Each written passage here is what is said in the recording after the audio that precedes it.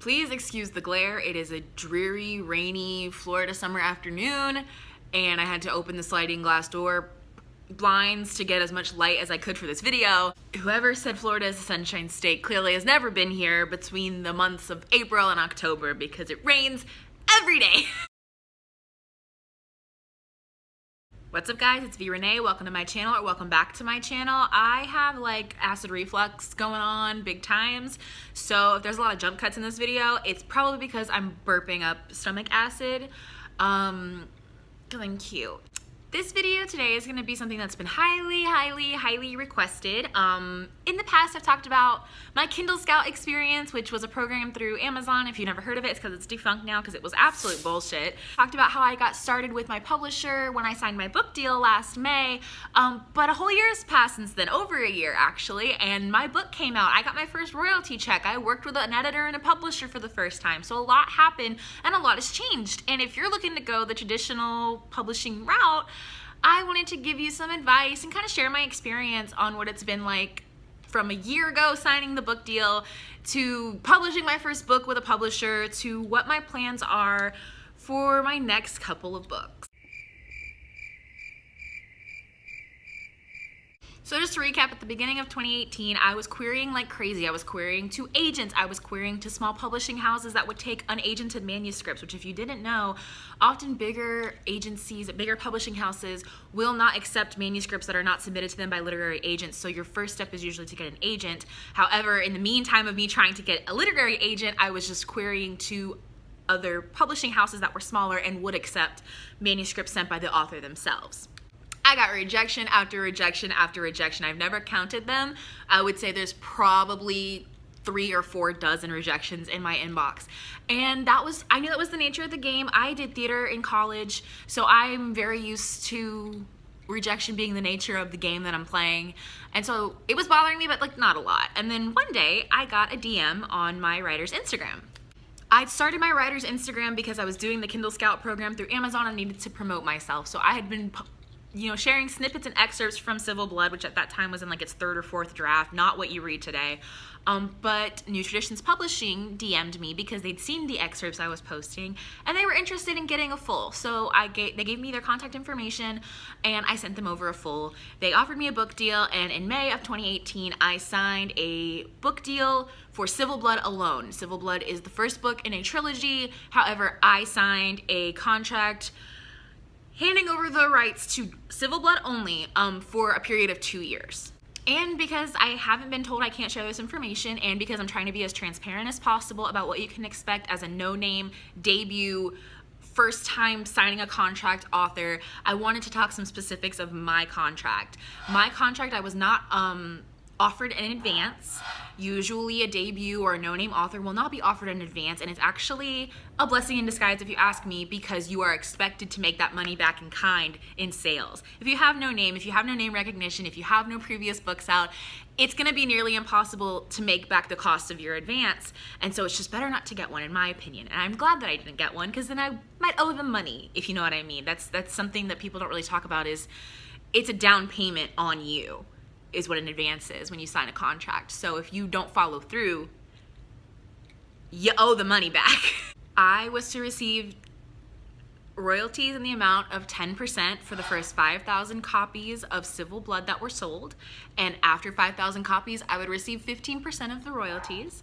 I would receive 50% royalties on all EPUB, which is why if you've ever asked me, oh, should I get it in ebook or paperback, I've told you I don't care because I make about the same on either. Like I mentioned, that included a 2-year exclusivity with New Traditions Publishing for Civil Blood, meaning the rights revert back to me in May of 2020, as well as all ancillary rights belong to New Traditions Publishing at this time. That includes a movie, film, TV, music, merchandise, etc.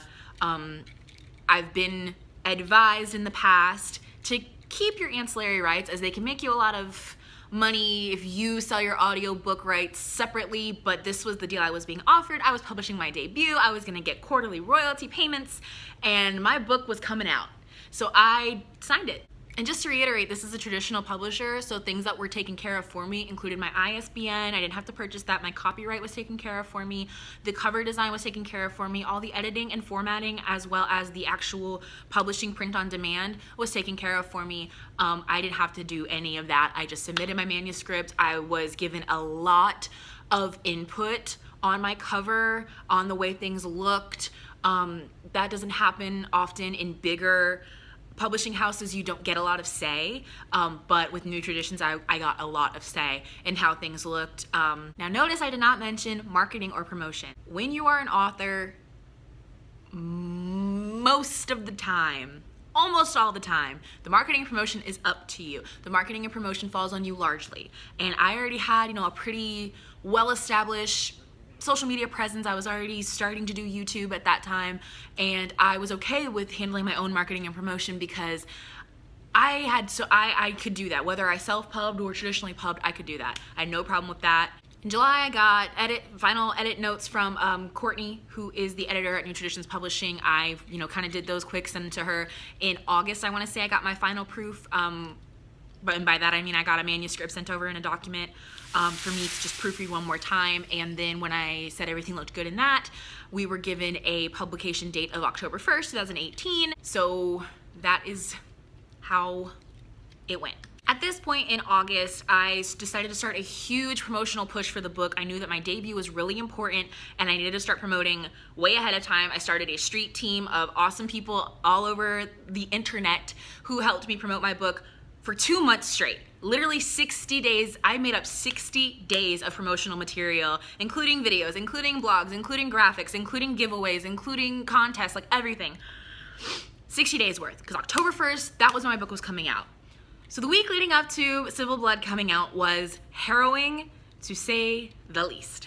A prize I offered for some of the giveaways and some of the contests were advanced reader copies of Civil Blood, because I was under the expectation or under the impression that I would get advanced reader copies of Civil Blood before Civil Blood was released to the public, and that did not happen. There was an issue with the printing company that my publisher used, and I did not get to hold my book probably until like a week and a half after it came out. I did order it on Kindle because I wanted to pre-order it to get the pre-order numbers up, and I wanted to be able to see it immediately, like midnight, October 1st, I wanted to see the book. So I did get to see it on Kindle, and that was still very emotional for me, and I did cry, but it was really sucky to not get to see the book until after other people had already ordered it. If something was wrong with it, that was already a first batch that was sent out, and there was nothing I could do about that. And by the way, the book that I ended up holding, my physical book that I got 10 days after the fact, is one I ordered on Amazon. I bought my own book so that I could see it. Look at what came in the mail! I'm not allowed to open them until my boyfriend gets home because he wants to film my ridiculous reaction, but my book is in here! I ended up getting my ARCs about 4 or 5 days after that, so it wasn't that bad. Everybody understood. I ended up buying books to give to my contest winners and my giveaway winners, and now I have copies of my own book, which is awesome. I love having multiple copies of my own book. That's a very cool feeling, never gets old. And don't get me wrong, on debut day, I was overwhelmed with joy and excitement and pride and excitement for the team at New Traditions Publishing. So now we're here. We're 8-9 months later after the debut. We've gotten royalties for Civil Blood. We've sold copies of Civil Blood. We have written the sequels to Civil Blood. So what's next? What am I gonna do now? At this time, for the remainder of the Thistlewolf series and for the magical realism duology that I'm also working on, I do intend and plan to self-publish, and I'll tell you why. I want more control. I want more profit. I want to only have myself to blame when things go wrong. I want to be able to change things without waiting on somebody else. I want to be able to know where everything is coming from and when, and I want to work with an editor that I know. Also, and this one is at the end of the day, everything is on me. This is my book. This is my decision to do everything. I am way more aware of what I want for my series. When I published Civil Blood, the last book was not written, the second book was not finished, and I've lamented the mistake of doing that ad nauseum because you need to have finished or know what's going to happen in your series before you start publishing the series. So now I know what I want. I know what's going on. I understand that the cover of Civil Blood doesn't exactly fit the theme of what I'm trying to do now. I jumped at the chance to publish, and I felt like I was ready. I am more ready. With that being said, you can definitely look forward to, over the next few months to a year, some videos on the challenges and trials of self-publishing. I have never attempted to do this before. Accidental Evils is with an editor at this very moment as we speak, and I am excited and scared. If you'd like to see videos or blogs detailing my publishing schedule and plan and budget, I've got it all worked out all the way through the next 6 or 7 years to get the last 2 books of Thistlewolf out, as well as my magical realism duology. If you'd like to see that, please let me know. In the meantime, I make videos every single Wednesday, and I will see you next Wednesday.